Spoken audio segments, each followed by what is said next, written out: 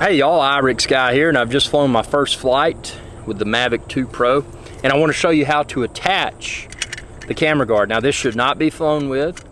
I wish they had made it a solid color. You can see it's semi-transparent, but it's obvious that someone would not want to fly with it. So I've turned the drone off, and I'm going to gently insert this hinge piece above the Hasselblad, which is the camera.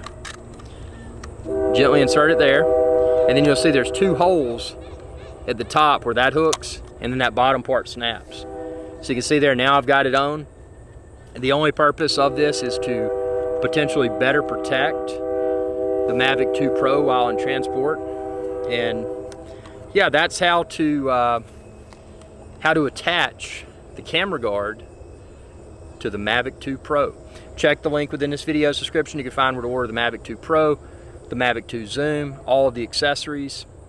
And be sure to subscribe to my YouTube channel, youtube.com/IrixGuy, and click that bell icon and be notified whenever I post another video.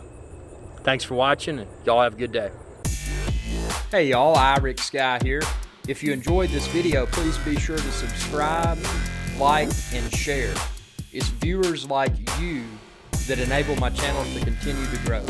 Thank you.